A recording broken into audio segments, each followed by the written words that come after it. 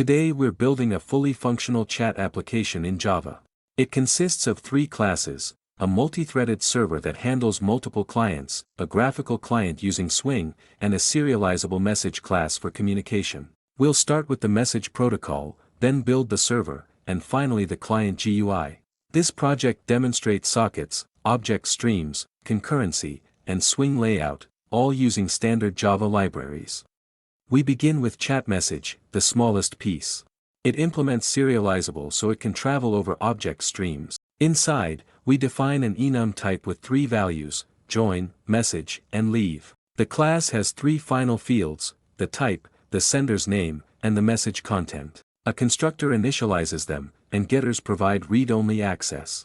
This class is a pure data carrier and will be shared by both server and client, or the sender's name followed by the message text.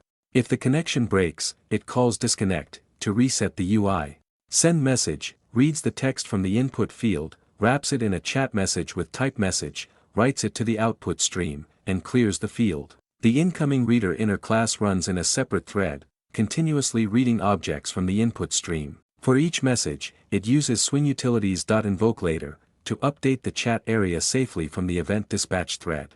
Depending on the message type, it appends a join notification, a leave notification. The connect to server method validates the entered name and opens a socket to the server.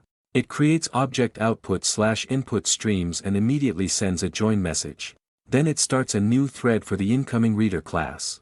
The UI is updated, the connect button and name field are disabled, while the input and send components become active. This separation ensures the GUI remains responsive while a background thread listens for incoming messages. Event listeners are attached to the connect button, send button, and input field. Now we shift to the client side with the chat client class, which extends JFrame. In the constructor, we set the title, size, and default close operation. The GUI uses a border layout. At the top, a panel holds a name text field and a connect button. In the center, a non-editable JText area inside a scroll pane displays chat messages. At the bottom, a panel contains an input field and a send button. Initially, the input field and send button are disabled until the client connects. Today we're building a fully functional chat application in Java. It consists of three classes: a multi-threaded server that handles multiple clients, a graphical client using Swing, and a serializable message class for communication. We'll start with the message protocol, then build the server, and finally the client GUI. This project demonstrates sockets, object streams, concurrency, and Swing layout, all using standard Java libraries. We begin with chat message, the smallest piece.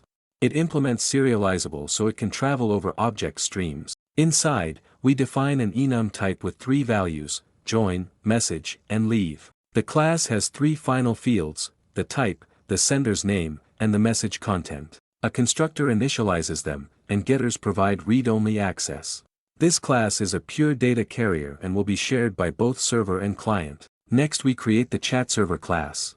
It defines a constant port, 5555, and holds two important data structures: a thread-safe set of client handler objects, using concurrent hashmap.newKeySet to track connected users, and an executor service, cached thread pool, to manage client threads. The main method simply creates a chat server instance and calls start. This sets up the server's infrastructure before accepting connections. The start method creates a server socket on the defined port. It then enters an infinite loop calling accept, which blocks until a new client connects.